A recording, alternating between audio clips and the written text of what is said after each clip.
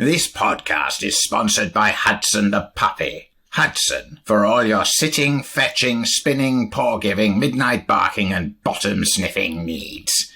What I want to know is, how does a puppy manage to afford to sponsor a podcast? And how does it even know what a podcast is? For that matter, what is a podcast? Never mind. All the tabletop role-playing news. We aim to amuse and we aim to enthuse. And Morrus's unofficial tabletop RPG. Hello, and welcome to Morrus's unofficial tabletop RPG talk. I, as always, am Russ, aka Morrus, or Morrus, aka Russ. And with me this week is... Peter Coffey from the Southampton Guild of Roleplayers. Russ, as ever, it's a complete paroxysm of delight to be here. But wait, we have a guest with us. We do have a guest. A very special guest. Yes. Our guest this week is none other than Dominic McDowall Thomas, who we will refer to as Dom for the rest of this conversation because that's a really long name. Not Dom from Cubicle 7. I've actually shortened it now. I'm just McDowall. I got sick of having to try and fit it in on books. It's just ridiculous. So yeah, it is quite a mouthful, isn't it? Oh yes. But for those who don't know, Dom is the head honcho, chief bottle washer, general. What's your actual title there? CEO, president? I went with the CEO. It seems to be the style of the times.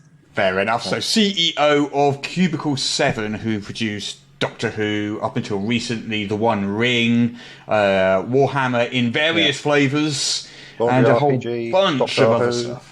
Yeah, there's a few, isn't there? Over the years. And so CEO, that's Chief Evil Overlord, right? Yeah, that's the one. Yeah. Shall we do some podcasts? Oh, I have a brilliant idea. We could do a section about news. How about that? A section on RPG news? That's novel. Well, apparently so. Apparently we're the only podcast in the entire world that actually does a section on RPG news specifically. Yeah. Let's get on with it then, shall we? Yes, we should. Onwards. All right then. So let's start with some Wizards of the Coast news, shall we? Oh, I don't know. Let's not start with the big Wizards of the Coast news. Let's start with a middle ground Wizards of the Coast news. They announced. Do you remember last year they announced that they were opening up a video game department, sort of studio, based in, I think it was Austin in Texas. Yeah, I think I recalled the teaser for the trailer of that announcement. Yeah. It was a couple of guys from BioWare that they teamed up with. They've formed this. They've officially announced this new studio now. It's called Archetype Entertainment. Okay. And it's headed up by a couple of guys called James Olen and Chad Robertson, who are both former BioWare developers. Mm-hmm. And we don't know an awful lot about it, except they're going to be using it to make. So they're not using it to make D&D games, which is what I thought they were going to be doing. Oh. They are creating an original IP, and they say it's set in an all-new science fiction universe. Cool. Though I'd be amazed if some kind of tabletop stuff didn't follow on from that. Yeah. It'd be interesting to see what type of projects they're working on as well. And I think there can still be a difference between the types of stories that we tell in tabletop. And what tends to be the focus for a lot of video games and things like that. So I think it'll be really interesting to see what they bring.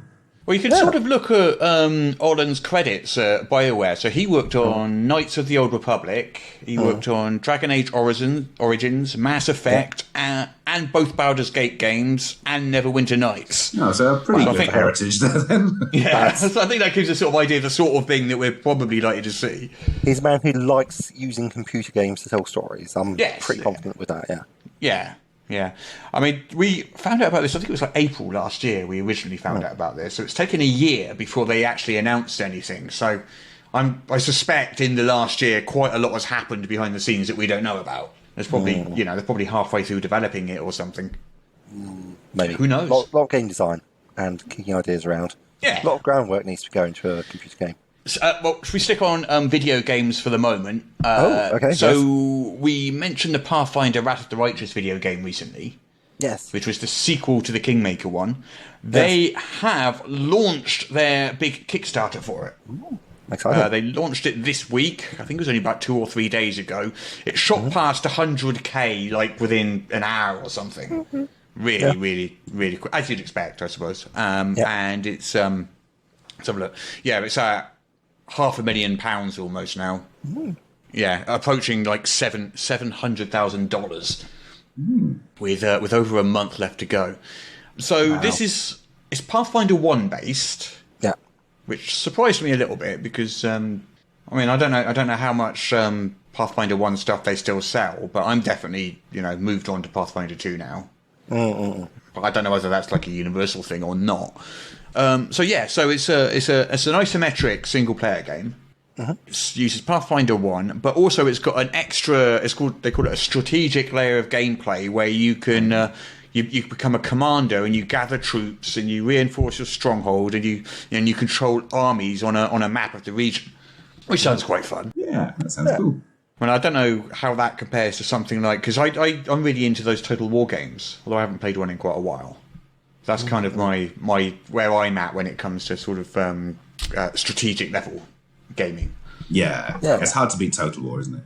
Yeah, definitely. I always quite like the moving the armies around on the map. That's fun. Yeah, that's always fun. Yeah, when they're actually having a fight, but then there's the rest of the stuff. I'm like, look, I beat these guys about 3 times already. Why do they keep on raising rebellions? I don't understand. It just gets a bit tedious. Okay, I'll beat them again. Fine, I've got a unit of cavalry. I'm the high ground.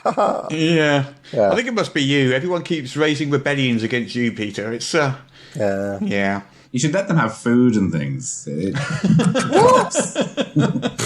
Get out of here, McDowall, with your strange ideas. Food.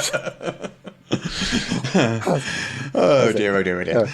Hey, have you guys heard about the latest Unearthed Arcana? How to describe this? Charlie Foxtrot incident over Wizards of the Coast? No. Yeah. I actually, although my policy on Unearthed Arcana, which is not, somebody went fishing and found the latest file before it was actually officially released, and then it went all over the internet. People were like, oh, how exciting. And so it was like, Cleric of Love. Yeah. So basically, Unearthed Arcana is their playtest, for those that don't know, is their playtest rules. They release every 2 weeks, every month or so. And it's usually a PDF of 4 or 5 pages, or it has some subclasses or some rules or something like that. And then they do a survey the following month to get feedback from it. So as Peter just said, this one wasn't ready to be released quite yet.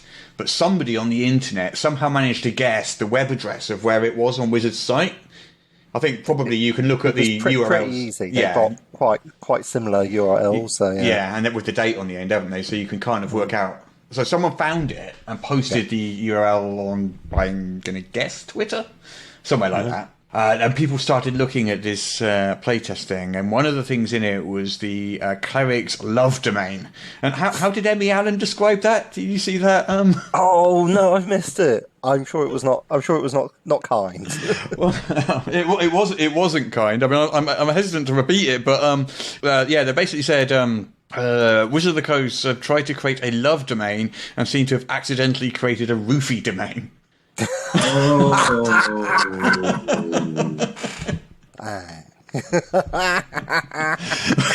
Anyway, yeah, that appears to be the size of it, yes. So it exploded all over the internet with people, saying this thing that they're describing as love domain has nothing to do with love. It's all about control, which is fine, I guess, if you called it like the control domain and evil clerics started using it and stuff like that. That's absolutely. That's totally that's fine. Like full on lean into the evil, and it's like people say, whoa, that's a bit too evil for me, but I see where you're coming from. I respect that. But then it's like, oh, it's love. Yeah, it's I think the problem was that they called it love, and that's clearly not love. So they removed that. It works so well when we address it in gaming as well. It's not something we should just stay the hell away from. Well, I've always thought the charm person spell is always more evil than any necromantic spell you could think of, really. I know. I went trawling through 5th edition for all the enchantment spells, and there's just not enough of them to do the proper full-on evil overlord style enchanter, which it really needs. Because quite frankly, necromancy, I think there's a really good argument that you can use necromancy to do stuff like for a social good. well, these people are dead. How about we put them to work in the fields, and then you guys can crack on solving problems and using your brains to think, as opposed to using your backs to work. Hey, Peter for Prime Minister. Yeah. with his policies of necromancy. Excellent. Yeah, they're right. It's so much nicer than enchantment. Yeah. Anyway, what was I saying? So they removed that article. Yeah. And then a couple of days later, replaced it with and officially launched it with a similar article, but in this case, they'd replaced that love domain with something called the Unity domain, and replaced the sort of mind control-y power with one which allows allies to take damage for each other. Yeah, which is less problematic, I suppose. Yeah, less exciting. Yeah. But it's just one of those things that just exploded on the internet, as these things do. But I still think the main problem was just calling it love. If they just called it something else, it would have been fine. Control, domination. Yeah. It'd be like, this is the real domination. People are like, oh, crikey. Yeah, that's a bit severe. Oh, no, that seems fair. Ooh. Yeah. No, yeah, so, that happened. Yes. See, Dom is carefully not commenting here. He's just I did that thing as well, thinking that but it was like something that was not meant to be out there either. This isn't something that was released. Yeah, that's right. Yeah. So they didn't actually launch it themselves. This was somebody basically, like, air quotes, hacking with. You say that they had actually uploaded the formatted document to the exact place on the server where it would be launched. Yeah. I find it hard to think that they were going to actually replace that document before they announced it. But they didn't actually announce it. No. Someone found it just before they did, I think, is probably what happened. They should find that person and give them some money. Well, it's a playtest document. They put it out there. They want feedback. They got feedback. They changed it. I think everything's working as intended, isn't it? Perfect example of playtest document in action. Yeah, exactly. Peter can't stop laughing now. Look at that. Sorry. We've got some Roll20 stats. Oh, how exciting. Yes. So, Dom is into Roll20. I can tell by the way he's looking. He's like, Roll20. He's on the edge of the seat there. Well, it's quite interesting. It looks like D&D. I don't know if this is a trend that's going to continue, but it looks like D&D may be approaching its peak. The peak of its meteoric rise, according to these stats. That's an assertion. So, in terms of games run, D&D showed its first drop last quarter. And it's increased a little, recovered a little this quarter, but hasn't gotten back to what it was 3 quarters ago. Did that make sense? 3 quarters ago, it hit a peak, then it went down, then it went up again a little bit, but not as much as before. So it sort of hit a peak, dropped down, and it hasn't recovered its former heights. Yes. Is what you're trying to say. Yeah. I mean, we're only talking 2 or 3% in it here. We're not talking massive, great big things. But it does make you think, is there a point where D&D's rise is going to start to level off a little bit or not? I don't know. I mean, there's got to be a top to everything, hasn't there? And would that be a good thing? I don't think it's a good or bad thing. It just is. Well, it's certainly a topic worthy of discussion. Yeah. I mean, the more popular D&D is, as I see it, the bigger the market is, the bigger the industry is. Yes, I mean, it tends to lead, doesn't it? It's certainly has the very large brand awareness and new blood and all the rest of it. So I think there's still room for growth. Yeah, I think it was. I can't remember. I think it might have been Jonathan Tweet who said that when at the time in his career when he was in competition with D&D. He was just saying the way he looked at it was basically all these D&D players were potentially his future customers. With D&D being the gateway thing into the hobby. And let's not forget that there are people who will genuinely not have heard of RPGs, except maybe in the vaguest of ways. And then, coming out, we've got the Critical Role series. Yeah. That's going to be like, oh, is that what RPGs are? Well, I might have a look at those. And then who knows what will happen. Certainly more people have, certainly people have heard of Dungeons and Dragons that, again, haven't necessarily heard of RPGs or know the details of what it might be. Yeah, exactly. It's like, if medieval fantasy isn't your bag, it turns out that there are systems out there, like, I don't know, sci-fi, horror, maybe been playing around Victorian stuff, all sorts of periods, that could well be your thing. Absolutely. Yeah. So sticking on the subject of stats for the moment, those ICV2 rankings. Yeah. So I've been recording those since 2004, and I've got this big chart of all the rankings going all the way back to 2004 every quarter.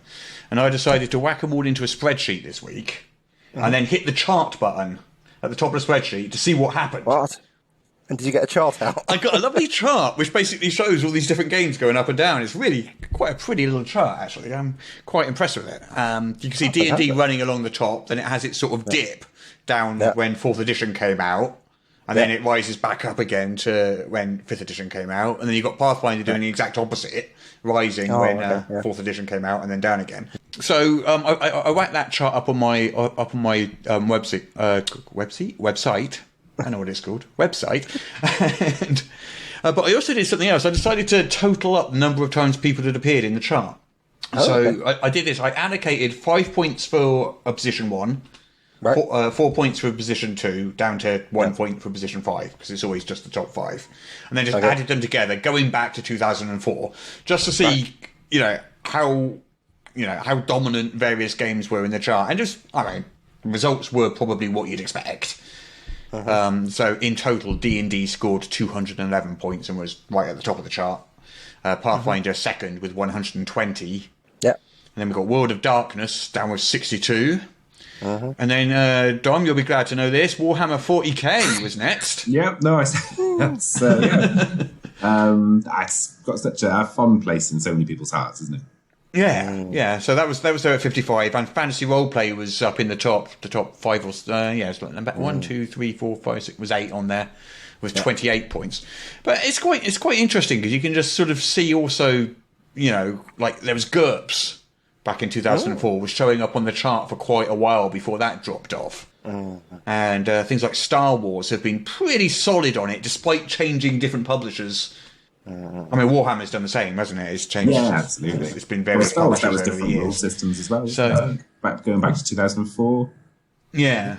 So we had Sea Star Wars, wasn't it? Was around then. So with Warhammer, I think did Green Ronin have it back then? It was Black Industries and Green Ronin. Yeah, and then it was FFG. Yeah, and then us. And then you, with a little 40k dip from Ulysses Spiel, which never quite took off. It was there. It was again. No, Wrath and Glory came out. It had ambitions, and they were decent ambitions. I liked it, but I never saw it myself, so I don't know. But people tell me that the execution left something to be desired. I think that that we all have our different styles and approaches to stuff. Absolutely. So Yes. That's very diplomatic, Tom. Yeah, absolutely. Well, a lot of hard work went into that, and I think that we can always find things to pick on, can't we? Yeah. But, there's a really nice game in there. Yeah, the Altered Carbon Kickstarter. Oh yeah, launched this week, which I'm quite interested in. I've watched the first season of the TV show. I've never read the books. But I watched the first season of the TV show, and that was good. And there's a new season coming, I think, with Anthony Mackie from the Marvel Universe. Is he Falcon? The guy is he the flying paramedic? Yeah, with the wings. Yeah, that's him. Yeah, I think he's the new star of the show. Really exciting. But anyway, the Kickstarter has launched now. And it's doing probably about as well as you'd expect, as in very well. Yes, excellent. I'm back in it for sure. And On Its Path also reviving another Kickstarter. This is Hunter the Visual 2nd edition. Yes. Which I think they only just announced that today or yesterday, like very, very recently. Yeah. Oh, we had great fun with that back in the day. I've never actually played that one. I think I must have the first edition one, but it was a good. I think after playing the angsty monsters for so long, it was refreshing to actually just go and hunt our angsty selves. So what? Really bizarrely, I played loads of Vampire LARP due to what I can describe as terrible life decisions. I played about 3 or 4 sessions of the new World of Darkness Vampire, and I've played like a short campaign of Mage. But yeah, the Hunter stuff does look pretty. I couldn't tell you which version of Mage I played, because people keep on telling me, and it keeps on going in one ear and out the other. So is Hunter a bit like The Witcher then? You go around hunting monsters and undead and stuff? Yes, but you're not the Witcher. You're Buffy. You're the other guys. Oh, right, okay. Have I got it completely wrong? I thought it was. It's modern day, isn't it? Modern day vampire hunters. Exactly. Oh, here we go. Hunter the Visual 2nd Edition, a modern horror game for players committing to hunting the supernatural. There we go. Yeah. So you're hunting down supernatural, but you're a guy, and you may or may not have a pointy stick to take down a vampire with. This is not a game that goes 100% well for you. As I understand, I've never played, but I would be quite interested because it does sort of sound very much my jam. Yeah, that's cool. Well, they're launching a Kickstarter, so go back it and you can play it, Peter. No, I'd get to run it for us. I think you understand how this works. Someone else needs to back it so they can read the damn book, and then I can play it. That's how this hobby works. Fair enough. Right, I think we are in fact done with the news then. Okay. So I feel informed and entertained. Well, we do aim to entertain and to amuse. Yes. It's time to play our favourite game. It's time to play the game. Our favourite game in all the world. Guess the Kickstarter from just the name. Dom, are you familiar with our favourite game in all the world? No. Well, Russ, if you give him the full title, he'll get all. Well, I'll tell you the title of the game, and then you'll also know the rules of the game. So the title of the game is Our Favourite Game in All the World, the game where I tell you the name of a Kickstarter, and you try and guess what it is from just the title. That sounds intriguing. That is the title and the rules of the game, all in one. Okay. Would you like to go first then, Peter? Yes, please. Show Dom how it works. I like the way you say, I'm going to show him how it works rather than how it's done, because I think that's an accurate and fair summation of the process. All right, then. All right, Peter. Okay, hit me. What is Yes. Age of Ambition? Ooh, Age of Ambition. Ooh, I think that is... it's a setting book. I think it's probably for a system. Ambition. I don't think it's 5th Ed. No, which is unusual. I don't think it's not got world, so it's probably not powered by the apocalypse. You sure it isn't some sort of like pyramid scheme setting book? You know, you've got harsh quotas. There we go. You've got to buy in a lot. Are you ambitious? Can you rise to the age of Are you a ambition? go-getter? Are you motivated to succeed? So there we go. It's like, clearly it's the handbook for where you can play the part of door-to-door double glazing salesman, encyclopedia salesman, or vacuum salesman. And it's unusual in that you're essentially competing to see who can do the most convincing pitch to the GM, has to exactly why they should buy your particular set of knives. And a nice series of one-offs. I'd go with protein drinks Ventry. rather than encyclopedias. I think it's protein drinks. You think protein drinks? Yeah. I could get on board with that, yeah. If only it was. Wait, you're saying Age of Ambition isn't that? Oh, well, go on, let's see if it's better then. I will say you're close if we use that little known meaning of the word close to mean a really, really long way away. Well, if you look at the world from an Einsteinian point of view and the universe, if you go far enough away, you're close. You end up quite close. You're close to a non-Euclidean point of view, shall we say? Fantastic, my favourite kind. So, Age of Ambition, it calls itself a forward-facing fantasy role-playing game. So it's a core rule book powered by a system called Saga Machine by a company called Tab Creations. Okay. And they say Age of Ambition is a tabletop role-playing game set in an age rapidly leaving the traditional fantasy milieu. How do you pronounce that word? Milieu behind.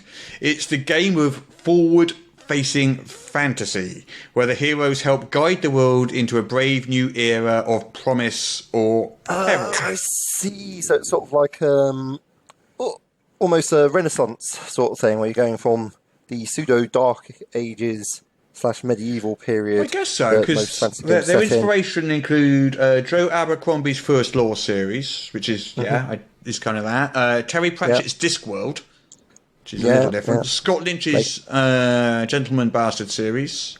Yeah, fair. The Powder Mage trilogies from Brian McClellan. I don't know of that one. Oh, I've heard that. I keep meaning to read that one. Analog, isn't it, I think? I don't know. But the system, a Saga machine system, apparently it's been in use for over a decade, including Shadows over Sol. Have you heard of that game? Nope. Against the Dark Yogi. No. You're just thinking Yogi Bear now, aren't you? I'm thinking Yogi Bear. Soon the picnic baskets will be mine. Yeah, I don't think that's what that is. That's a really cool range of influences there, though, isn't it? I'm intrigued. Yeah. That's, Yeah, I really do want to see an evil version of Yogi Bear in a role-playing game now. That sounds amazing. I don't think Age of Ambition has you covered. So I'm sorry. You may want to play Honey Heist, where you can get a criminal version. There is that, yeah. So unfortunately, you've got yourself minus 10 points out of 10 there, Peter. The universe is safe again. Strong start. When is the Kickstarter coming out? When does it end? Well, it's out now. It ends Thursday, February the 20th, and you can pledge $20 for all the PDFs. Oh, very good. That's 20 of those American dollars, just in case you were confused. As opposed to Anzac bucks. Yes. Okay. Or dollary dues. Okay. Are you ready for a go then, Dom? I think so. I assure you it's more fun than it sounds.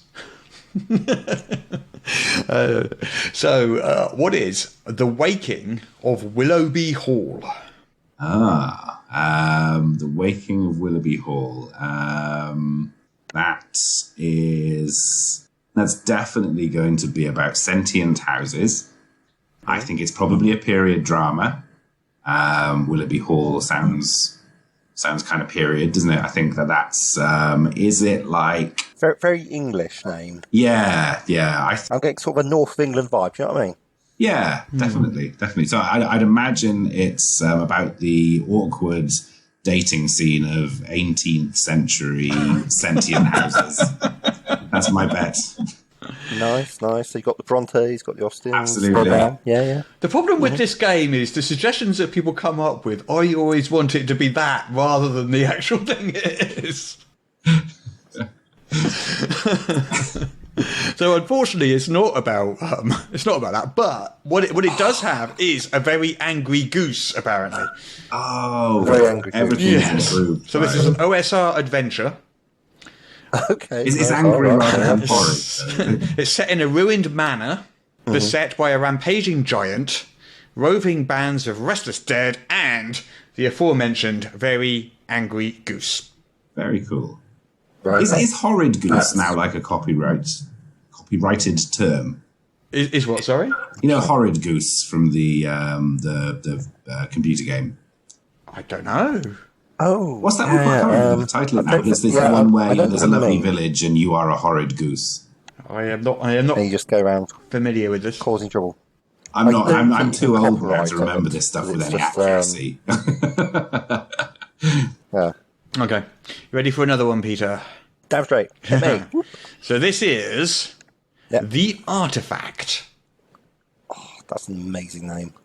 The Artifact. So I'm hoping for something monolithic. I'm hoping for a one-off adventure.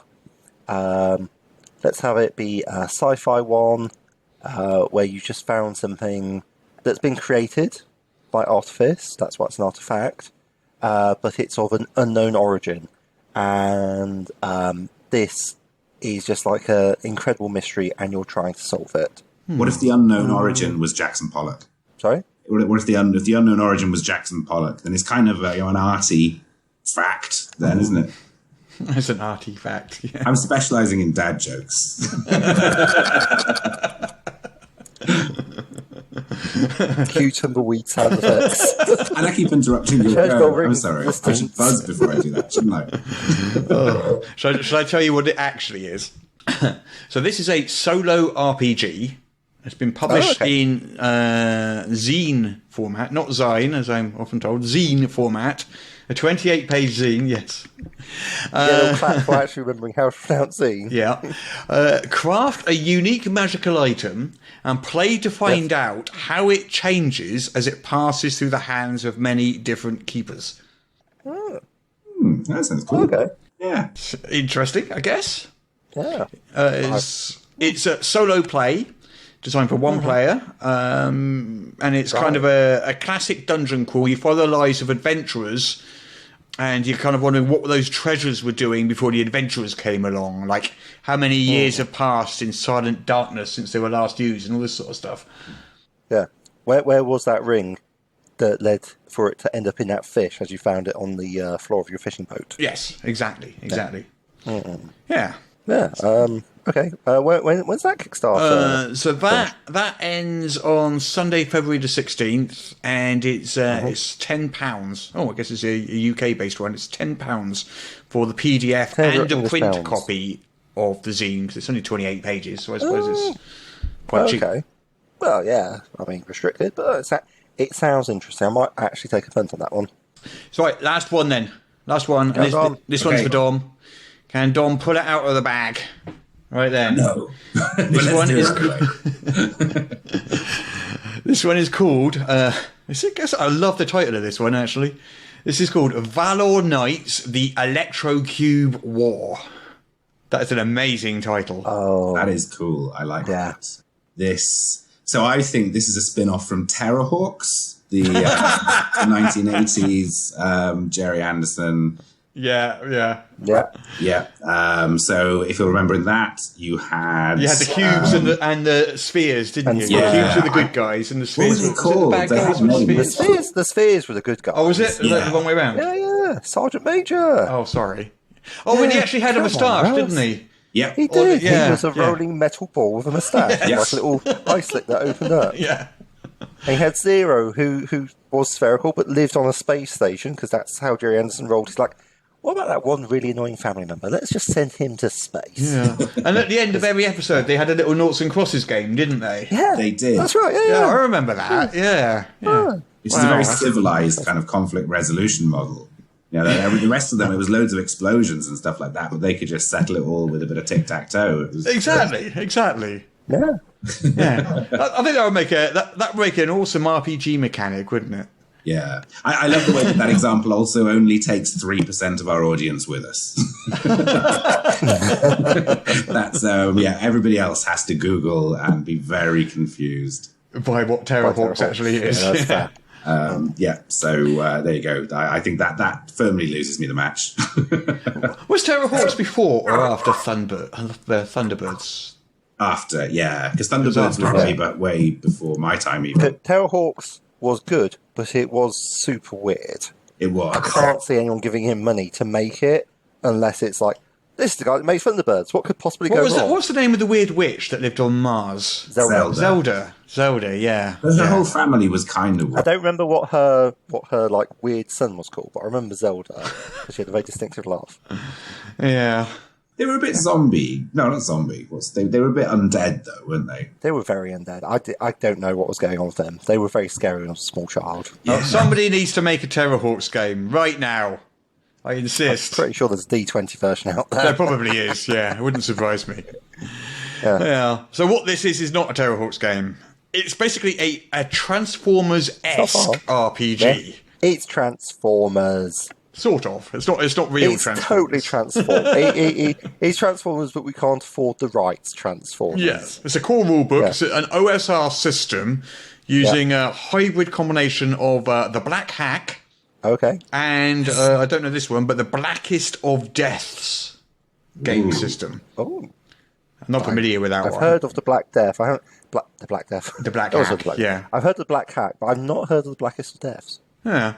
Well, it's basically about vehicle shifting robots, and it's Transformers. What's not to love? Yeah. Well, I think that's it. That's the end of our favourite game in all the world for this week. That was good fun. I don't think anybody got anything in that game this time, did they? I think Russ forgot to give any scores whatsoever. So yes, I did. He has like the one job, and there you go. Let's just call it a draw, shall we? Fair enough. Anyway, well played. I hope you enjoy playing as well, Dom. I did indeed. I gave you a sportsman-like handshake over the internet.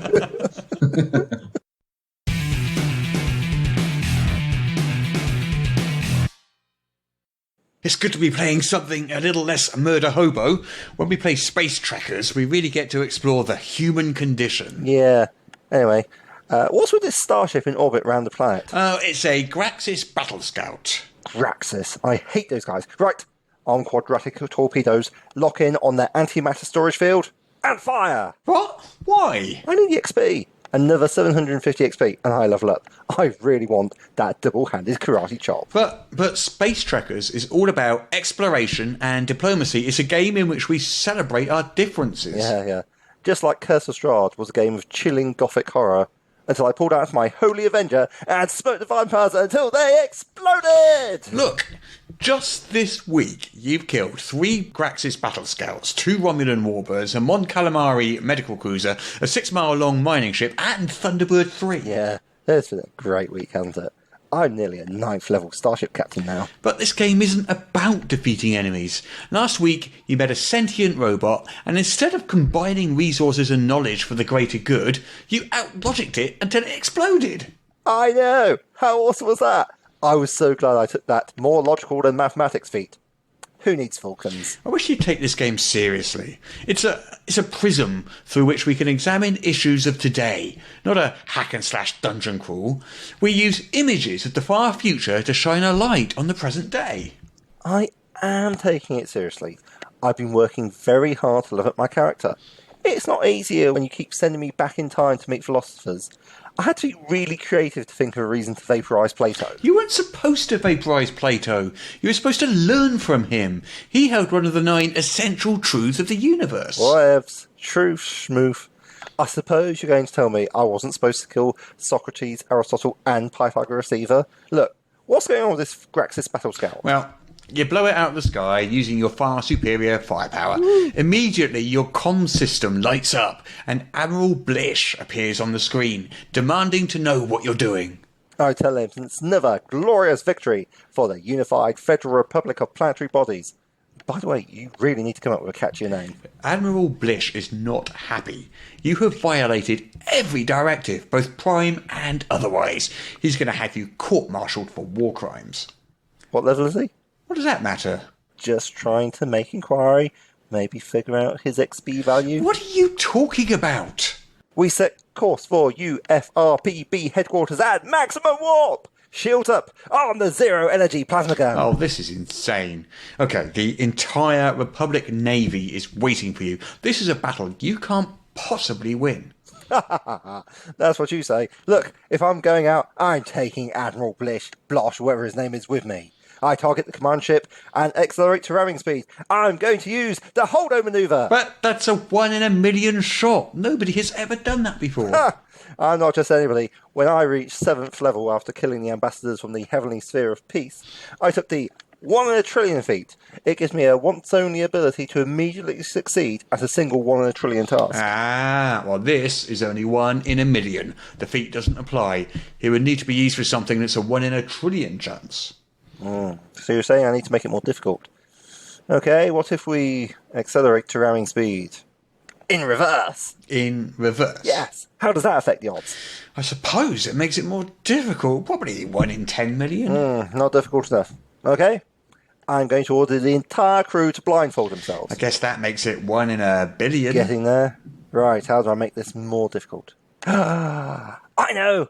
What if we all get really drunk first? I guess that would work. Fine. It's now a 1 in a trillion shot. Nigh impossible. Or a sure thing, as I like to call it. Okay, we do some shots and then we hit the command ship at ramming speed. What happens? Well, you complete the holdo maneuver. The command ship is destroyed, as are you. Mutual destruction has been achieved. Fantastic. What a glorious way to go out. The campaign is over, and I never want to see you again. How many XP are you worth?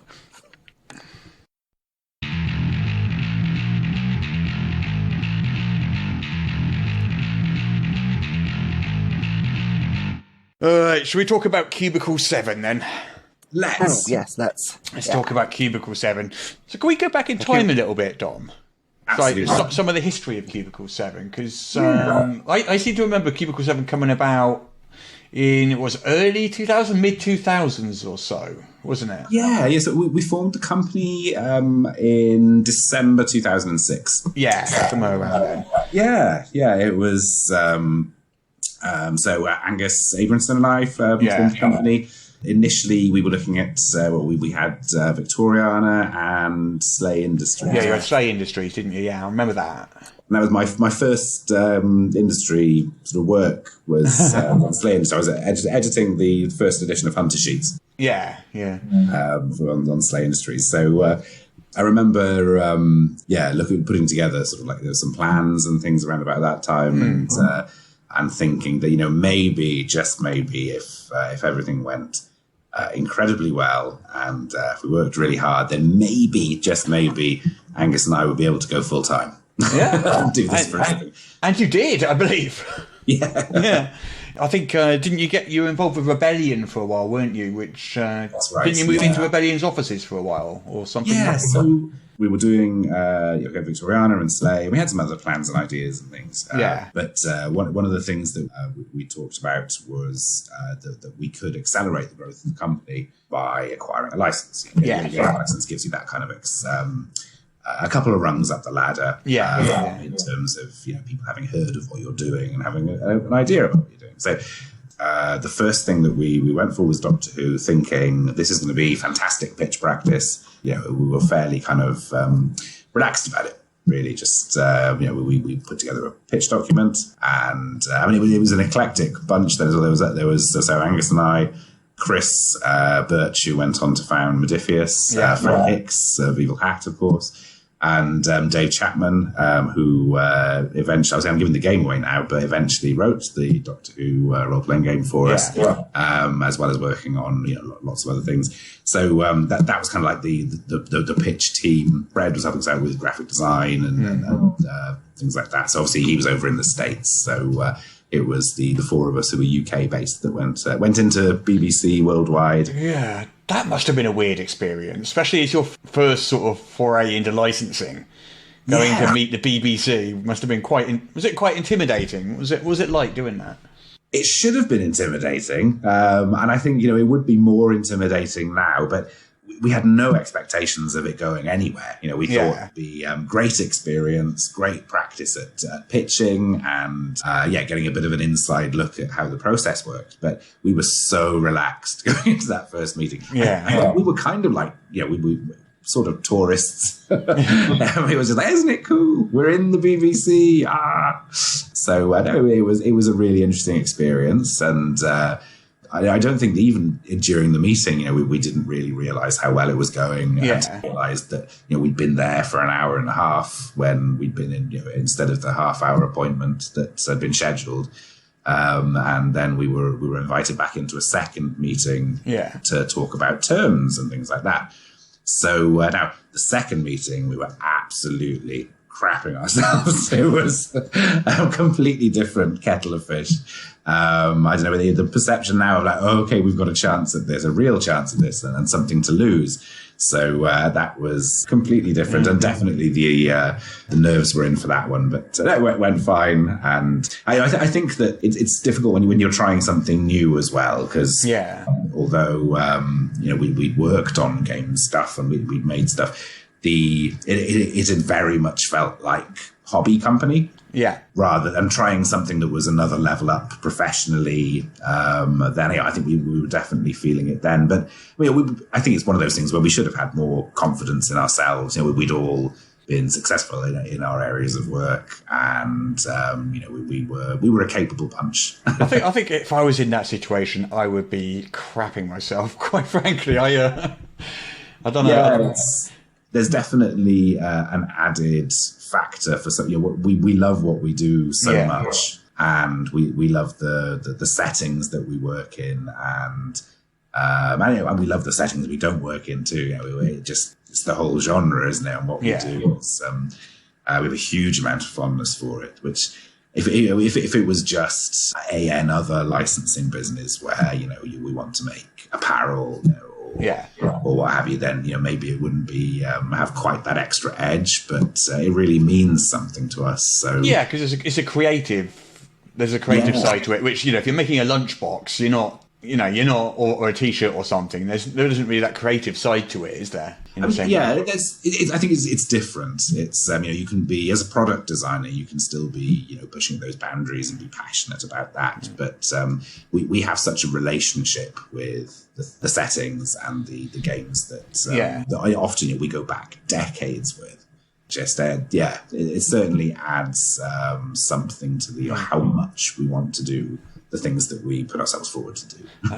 It's like, that's what I was saying. It was like there is a creative element to making lunchboxes and so forth, but it's not the same at all. Yeah.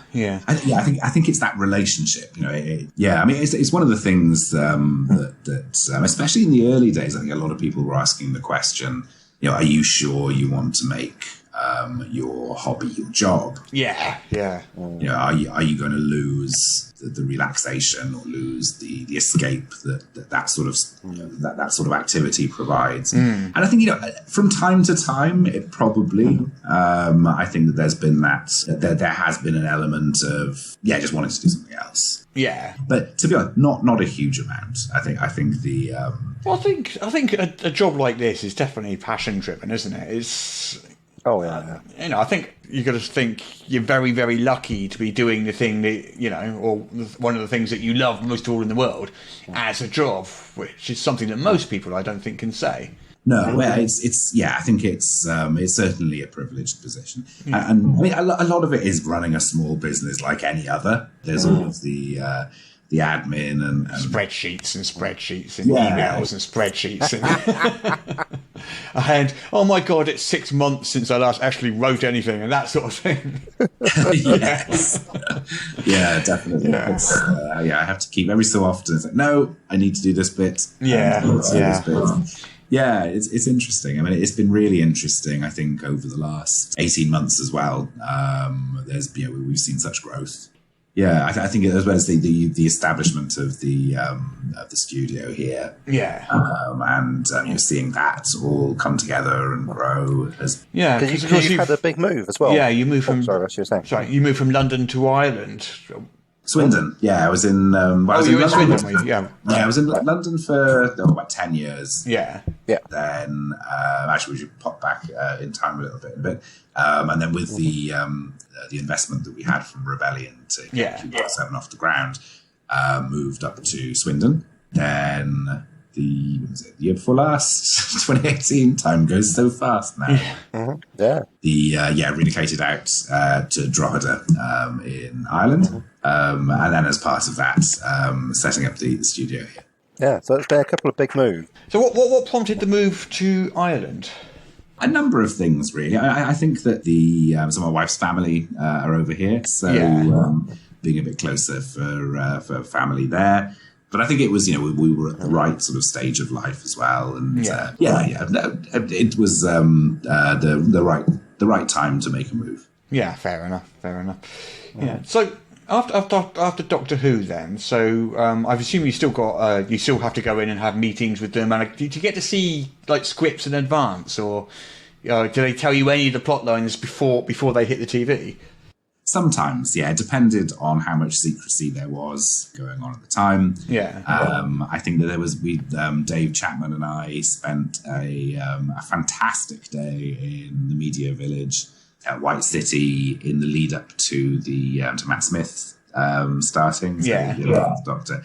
They locked us in a room for the day with the series script, so we had to make as much notes as we could. I think I started at number 7 and he started at number 1, and we just kind of raced through them as quickly as we can, and to prep the game. That was really cool. So there's been some really nice, really lovely memories like that. It was because with Doctor Who, there's it's a bit of a family thing for me as well. Because my uncle Fred was one on the original effects team that put together the first Daleks. Yeah. So there was sort of like a bit of that, and then my sister played Sandra in The Christmas Invasion. Wow. David Tennant's first appearance. So that was really nice. And some of the kind of like the milestones as well, for me, for Cubicle 7 as well.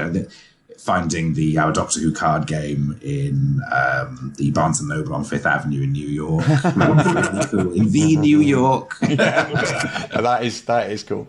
I mean, do you get to find out who the new Doctors are before they're announced? No. Don't tell you that. That tends to be a big secret. Yeah. So, you weren't sitting on Jodie Whittaker for like, not literally, obviously, but yeah. No. Some things we get a bit of a notice on, and other things not. So, anything that everybody would be drastically keen to find out about. They wouldn't tell us. Nah. Fair enough. I love the initiative system in those Doctor Who games that you use, where it's like the talkers go first and the people who are shooting go last. I think that's a really clever idea. What was it? It was talking, doing something, running away, and then shooting. Yeah. That very much captured the spirit of the game for me. Yeah, the TV series. Yeah. I think it's a really good example of how you can bring.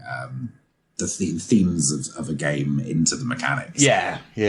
Because people do say that you can play any genre or anything with any rule set. Like a lot of people say that about D&D, for example. Oh, you can do Doctor Who in D&D. Oh, you can do Star Trek in D&D. It's easy. But when you've got a rule set that's designed specifically for that exact thing, you can definitely see it, and you can definitely see that it works better. Yeah, absolutely. I mean, it's kind of like the one of the amazing things about role playing games, isn't it? Is that you can do whatever you can put your mind to, and the right GM will make anything work. I think that there's such kind of like personal creativity goes into it. But no, I agree. I think that having a rule set that is a good thematic implementation, rules wise, it just makes it easier and makes the route to the feel of the property that much shorter and actually able to get to. If we move on to say the Lord of the Rings license, the Middle Earth license, what's the experience of getting that compared to the experience of because that's I'd say a similar sort of scale license ish to the Doctor Who license. What's the experience like doing that as opposed to... I'm just wondering if Dom's now experienced, has a second career as a dentist because he's so good at pulling teeth now.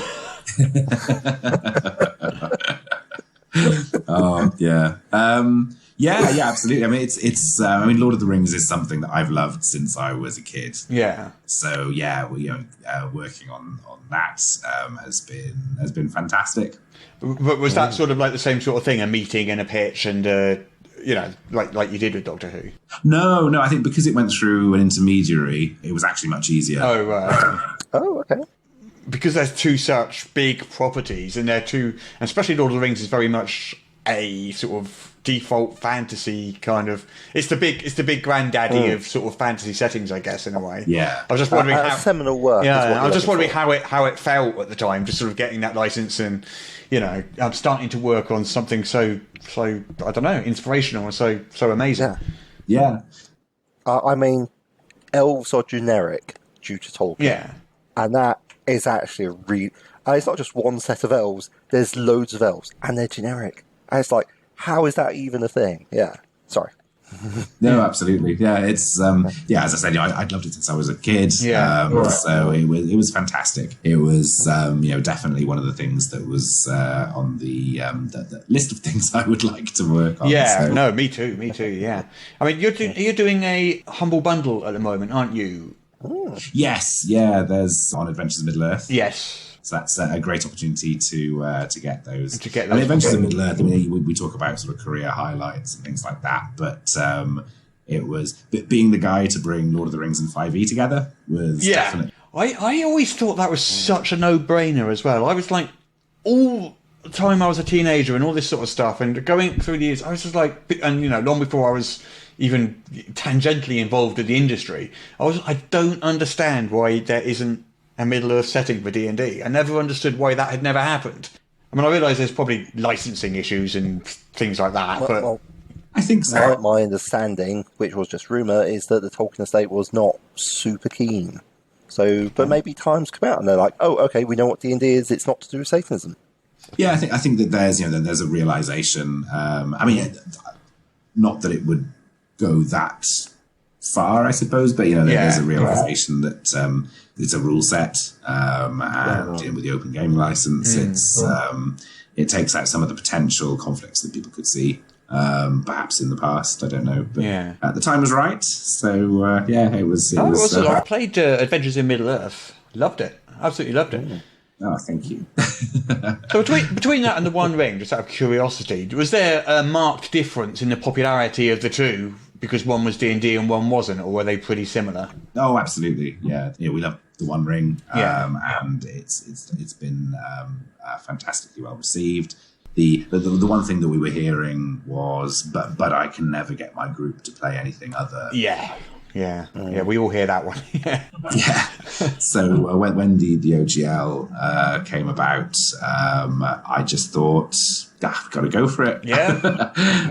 There's all this wonderful material that we've produced. Let's bring it to as wide an audience as possible and make it available for people who want to stay with the 5e rule set. Yeah, no, I really enjoyed, especially the journey rules, which I think are a great fit. I think in the One Ring they were devised for the One Ring and then translated to adventures, were they?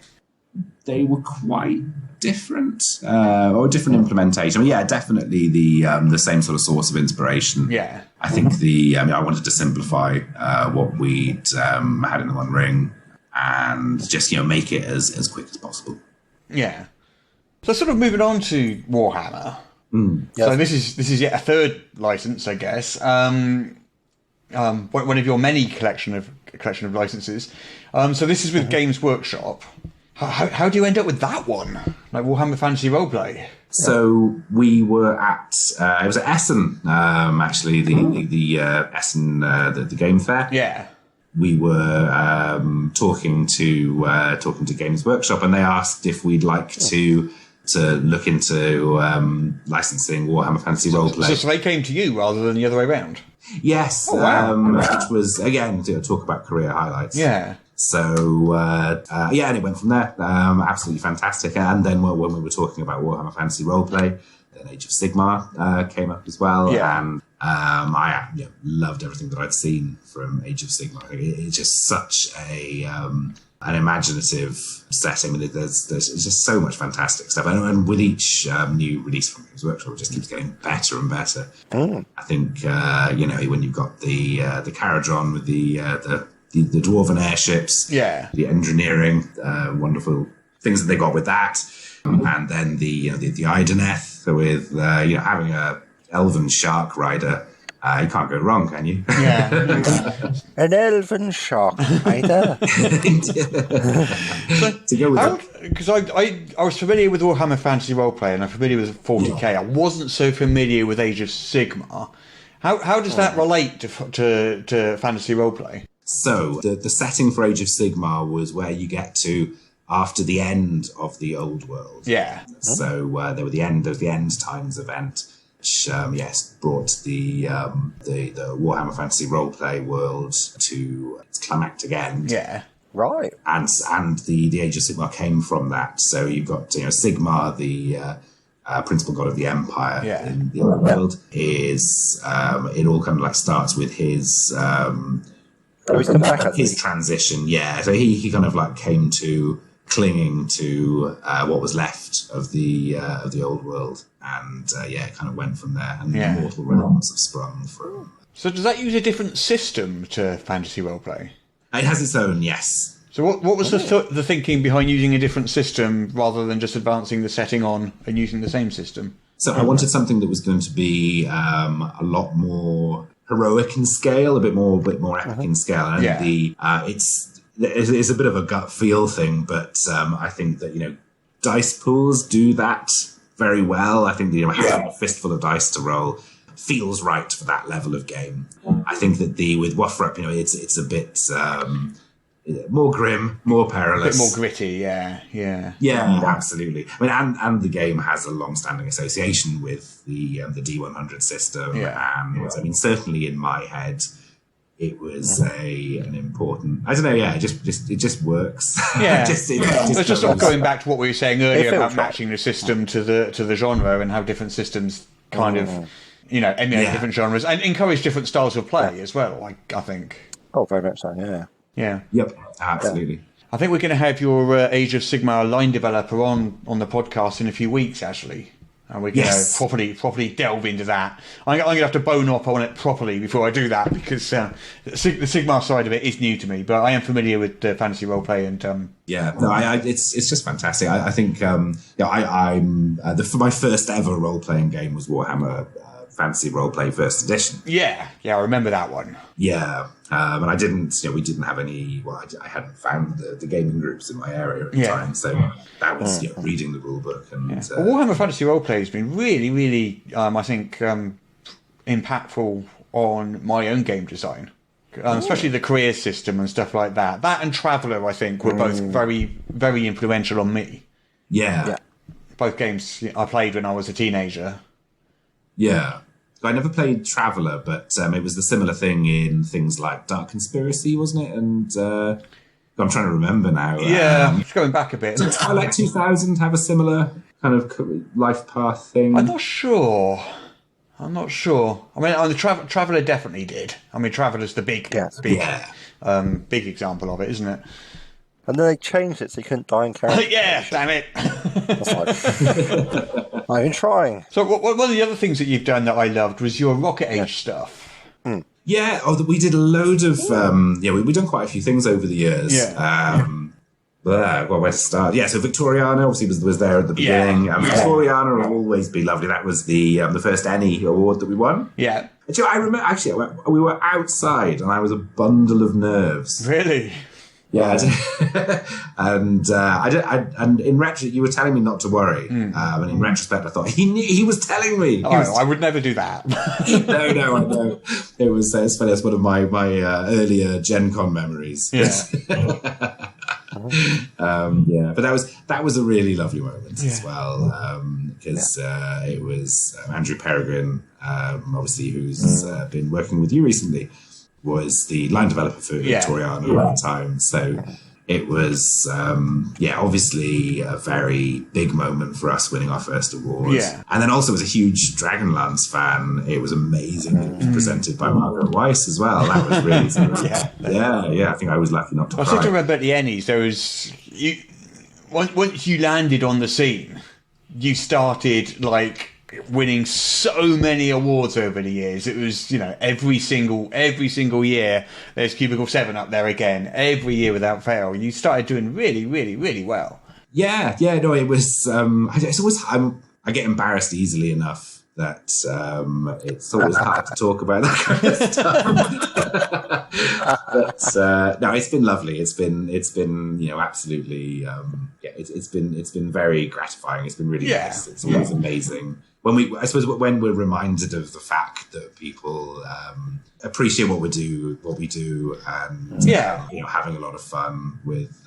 I think that because role playing games obviously are down the niche end of entertainment spectrum and things like that. I think sometimes, I think maybe it's just me, but I can be a little bit, I don't know. When you say it's just a role playing game, it's just, do you know what I mean? It's that it's just statement.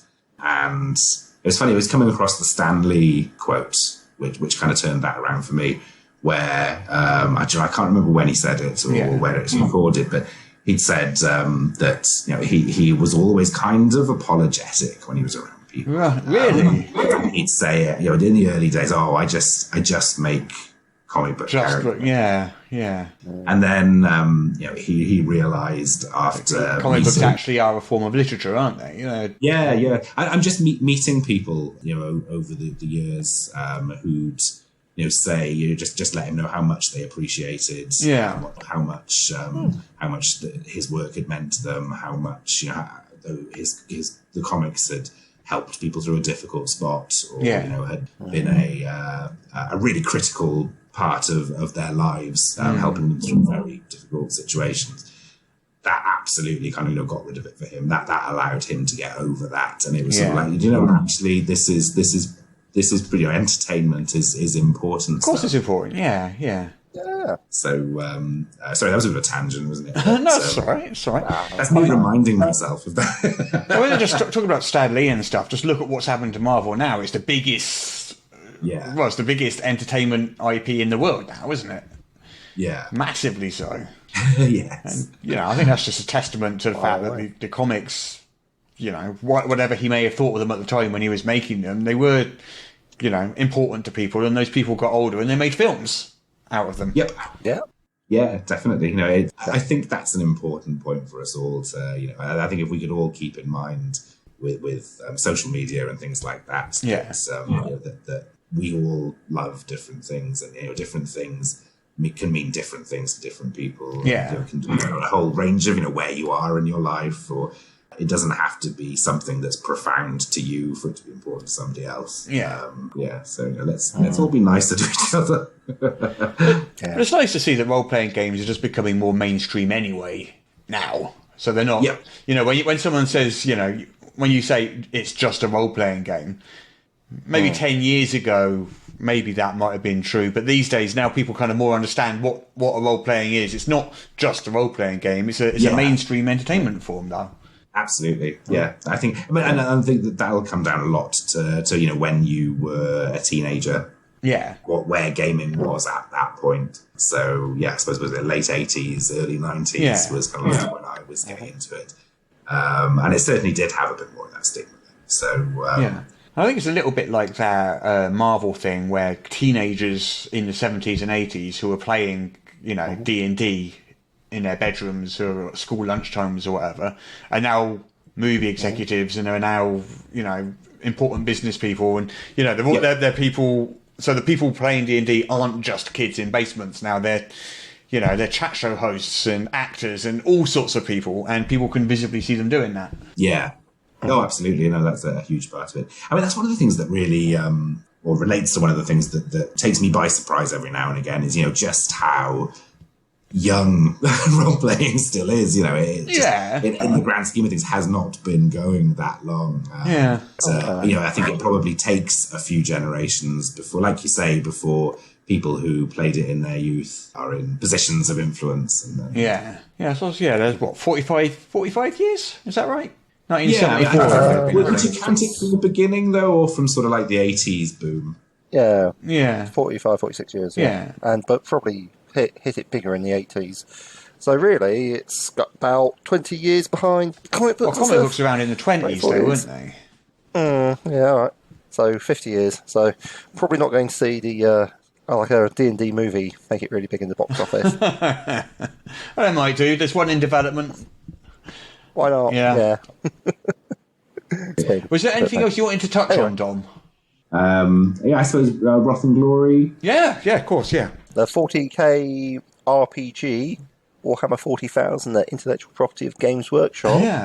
Yeah, tell us about that. What are you doing with it? Yeah, so Wrath and Glory was launched by Ulysses Spiel, and we're looking after it now.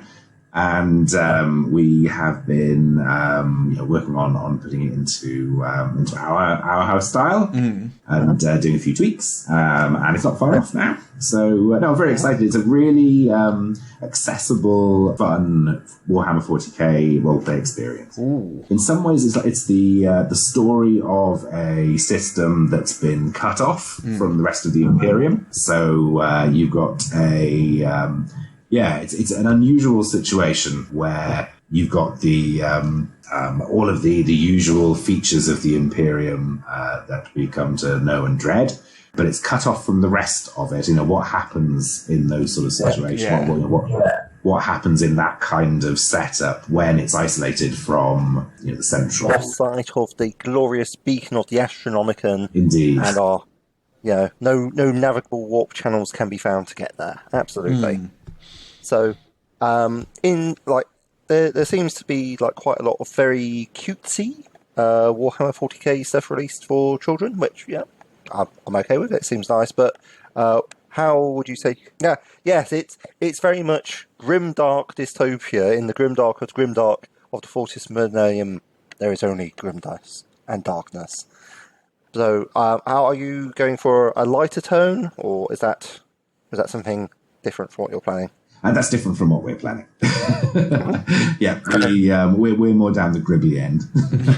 Marvelous. Extra tentacles. Yeah. So, it's I would say it's accessible in the fact that I think it's a lower initial complexity level. Again, it's D6 dice pool. It's a nice, intuitive system. You're collecting successes or icons on the dice, which are basically, if you get a 4 or a 5, it gives you 1 success. If you get a 6, it gives you 2 successes.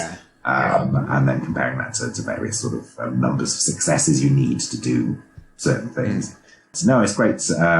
We've had great fun playtesting that one. My commissar has been rightfully awesome and dreaded. Well, it's quite fun when you put lots of points into shouty voice, isn't it? Good. So what have you got planned for the launch of this then? You've got a core rulebook, I take it. Have you got accessories, adventures? What else is on the menu?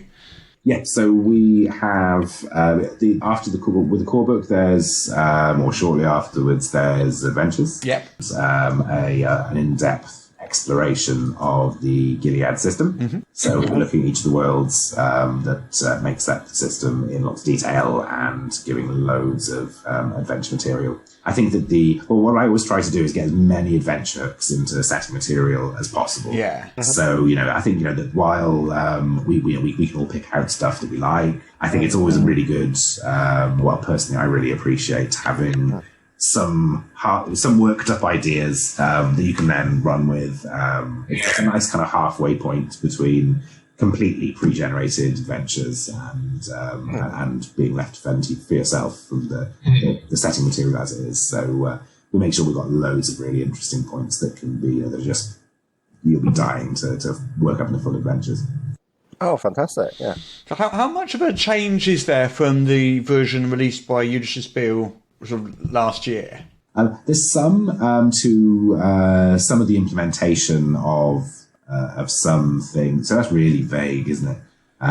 We've done some tweaks, but it's still you'll be able to use your character, and it'll still be recognizable. It's not, we will be publishing the changes, so that nobody has to buy the book again. Sure. And people who have the PDF from drive-through, the new our version will be uploaded to them. So is it like a totally new book, or is it just that one sort of heavily edited?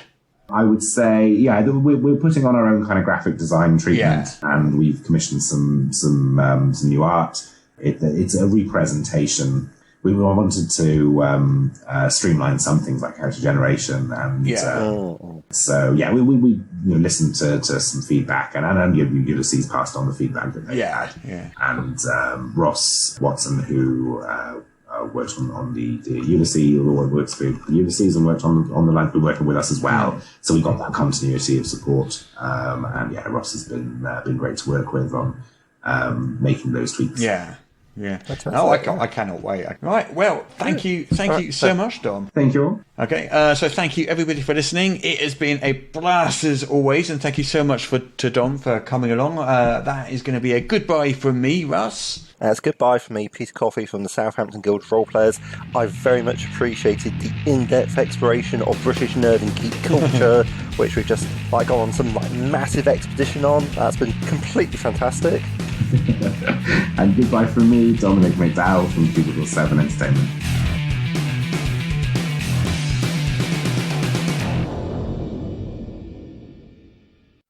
Apparently I now have to read this to you. This is the official podcast of Morris's unofficial tabletop RPG news, which you can find at enworld.org. You can find show notes at morris.podbean.com or wherever you found the podcast. If you feel like they deserve it, you can support the show on Patreon. In return, you will receive exclusive bonus content. Just go to patreon.com/Morris. If you're interested in his babbling nonsense, you can follow at Morris on the Twitter. Send your emails to morrispodcast@gmail.com. Not all of your emails, just the ones you want us to see. That's it. I'm bored now. You can go away. Shoo, off you go. Goodbye. Get out of here.